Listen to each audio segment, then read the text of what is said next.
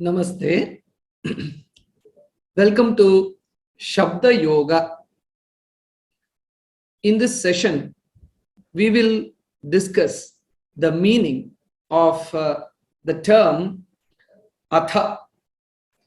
As you are aware, in Śabda-yoga, we will take up the etymology, the etymological derivation, the lexical inputs, and also textual occurrences of the term with respect to these yogic terminologies like Atha. Now, Atha, let's consider the etymology of it, how this word is derived. So, Atha is derived by addition of two words, Artha plus a da. Artha is the root, and then Artha is the root in the meaning of yatnyayam, to seek or to beg even. So to that, when the suffix da is added, as per the sutra of Panini, anyeshwapi drishyate, we get the form Atha.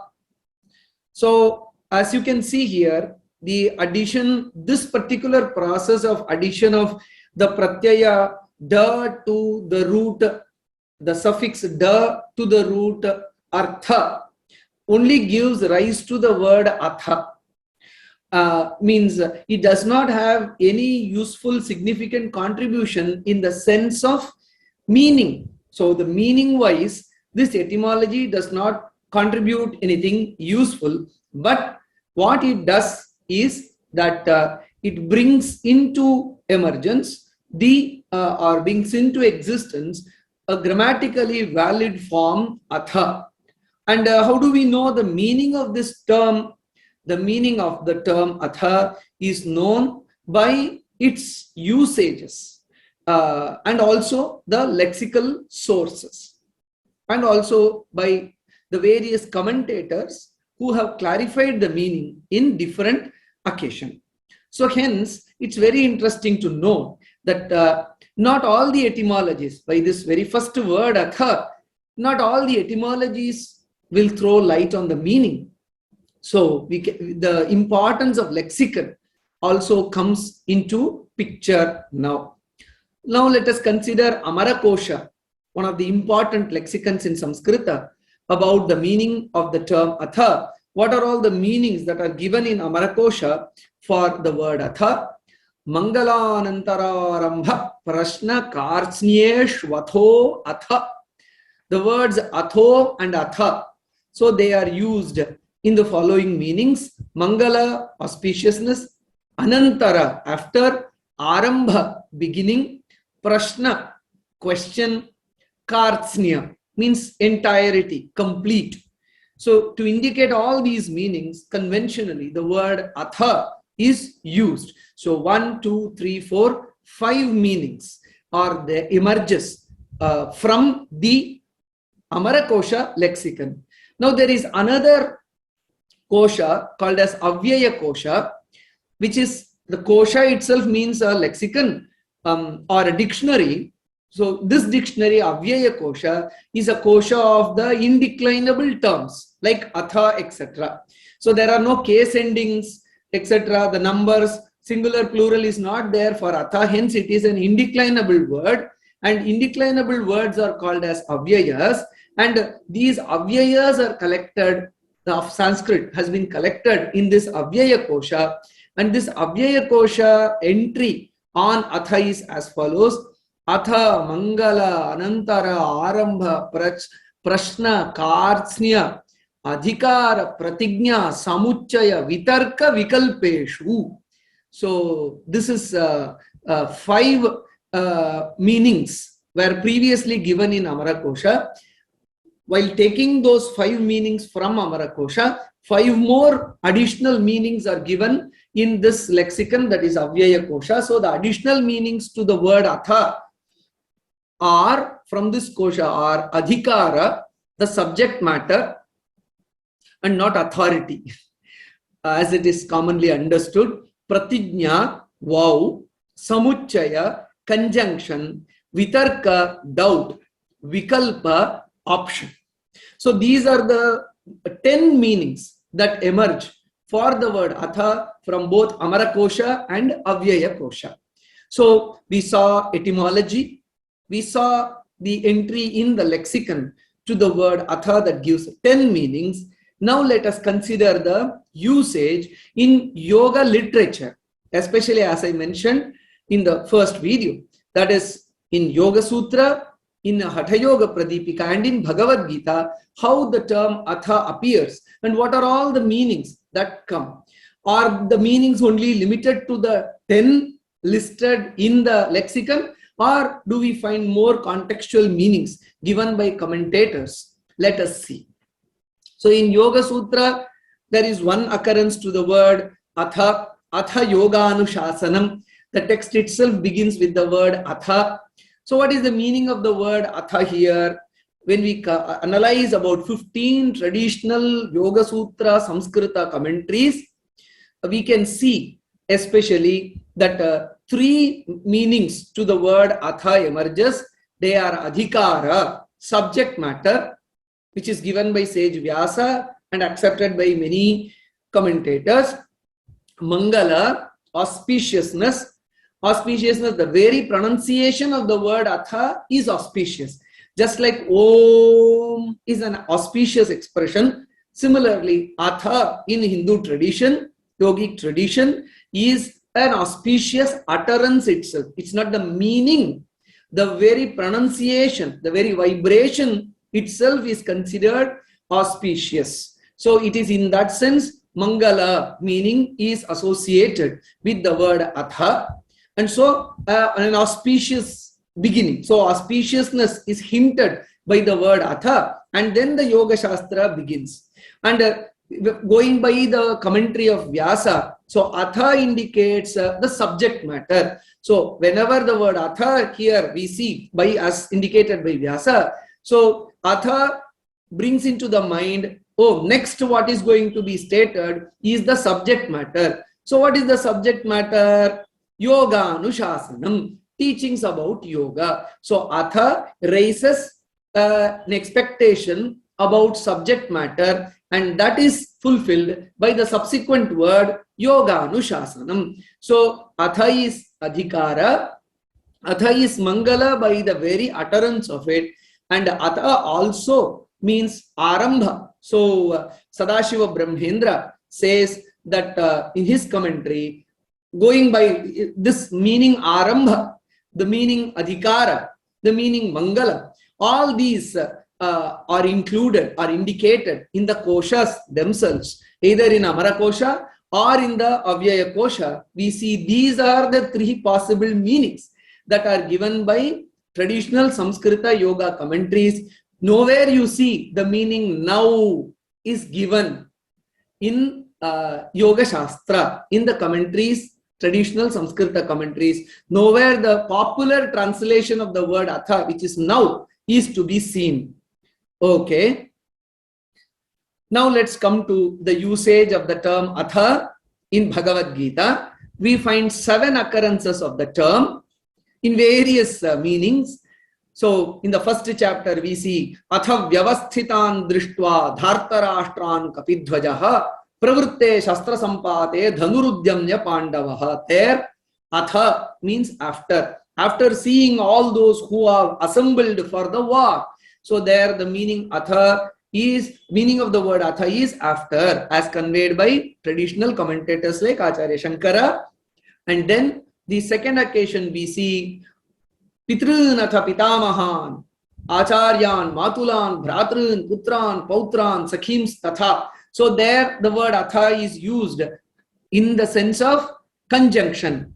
Pitrun, those who are equal to the father, Atha, and Pitamahan, and those who are of the status of his grandfather, etc. All such people Arjuna is seeing in the war. So there in the second occasion we see Atha being used in the sense of a conjunction. Then we see in the second chapter Atha chainam nitya jatam nityam va manyase mritam. So here Atha means abhyupagamarthaha. As per the Acharya's commentary, Atha means abhyupagama, means accepting for argument's sake. So Atha chainam nitya, even for argument's sake, if we accept that the Atman is born with every birth and the Atman dies with every death, even then, as this is a natural occurrence, this is inevitable, then why do you worry, or why are you sorrow stricken? So there you can see the word Atha being used, even if though Atman is eternal, it does not take birth or it does not die. So even if it is accepted for argument's sake, even then one need not have the sense of sorrow. So there, to indicate abhyupagama, acceptance for argument's sake, the word Atha is used. Then Atha is also used in the sense of if. In Bhagavad-gītā, Atha che tvamimam dharmyam sangramam na karishyasi tata swadharmam kirtincha hitva papam avapsyasi. If you do not do this dharmic war, then you will lose performing your swadharma, and then your fame will be affected, and then papam avapsyasi, you will attain sin. So in that sense, if, in the sense of if, Atha is used in the second chapter. Atha che tvam ahankarat nashroshyasi vinangshyasi. By out of arrogance and ahankara, ego, if you do not listen, if you do not heed, then you will come to a knot. That's what Krishna says later. And then so there, if is the sense there. And then Atha, as indicated in the koshas also, in Bhagavad-gītā is used in the sense of question, prashna. Atha kena prayuktoyam papam charati purushaha.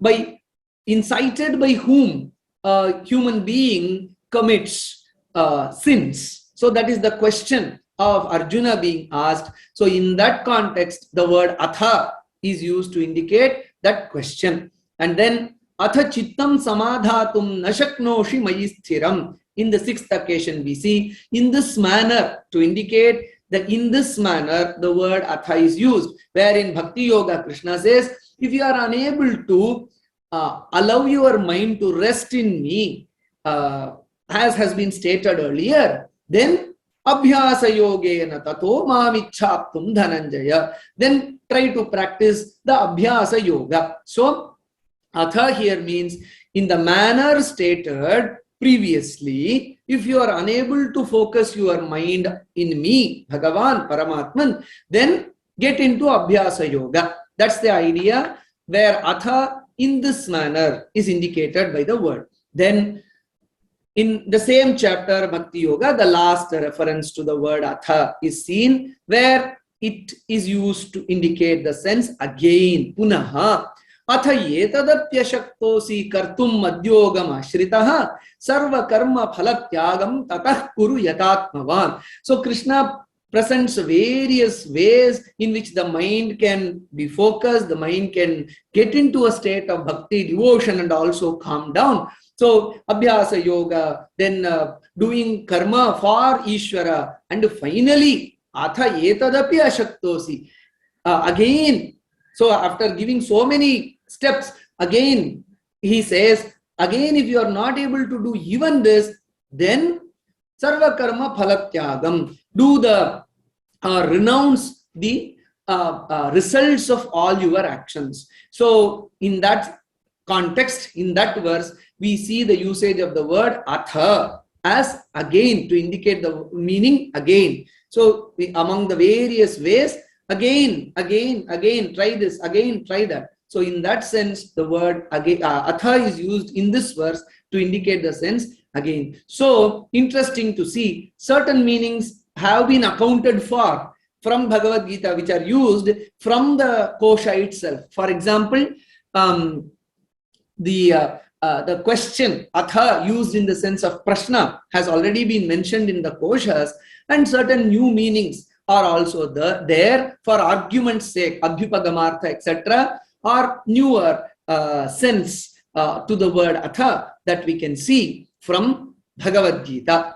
And then we move to the expression Atha in Haṭha-yoga-pradīpikā, another prominent yoga text. We find only two references to Atha in this text. Atha nadānusandhānam abhyasa anukramo hathe. So atha here is used in anantara in both the occasions. So asanam kumbhakam chitram mudrakhyam karanam tatha atha nadānusandhānam abhyasa anukramo hathe. So the krama or the sequence of practices of hatha is mentioned in verse 1.56, where first asana, then kumbhaka, that pranayama, and then mudra, atha nadānusandhānam. After mudra, atha nadānusandhānam. After that comes nadānusandhana. This is the krama. This is the krama or the sequence of abhyasa. So hence it is very clear here that atha is after. So after mudra comes nadānusandhana. That is the sequence of practice of Hatha yoga. In that sense, in a very crucial place, we find the word atha, which means after. And then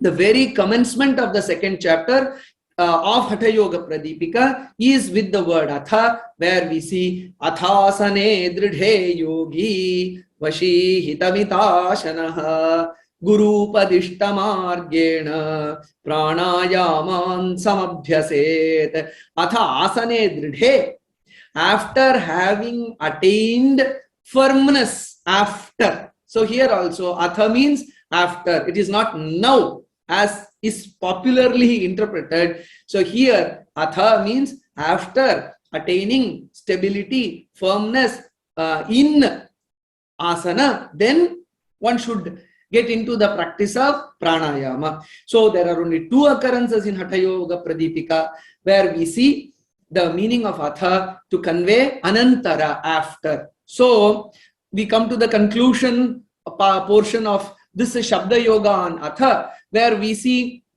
wide-ranging meanings across the texts are seen, and we see that even in across yoga texts, we see there are different ways in which it is presented. But zeroing in on our current context, in the context of Yogasūtra, especially we see atha is used in adhikarartha, indicating the subject matter, which is yoga anushasana. The very utterance of the word, the very vibrations that are created by the word atha is auspicious, as stated by Bhoja. And then atha also indicates arambha or commencement. So these are the three meanings that we see for the word atha in the context specifically for yoga. So we have scanned the entire possible meanings, and then we have now zeroed in on the possible meanings of atha in the context of yoga. So we come to an end to the discussion as part of Śabda yoga for the word atha. Namaste.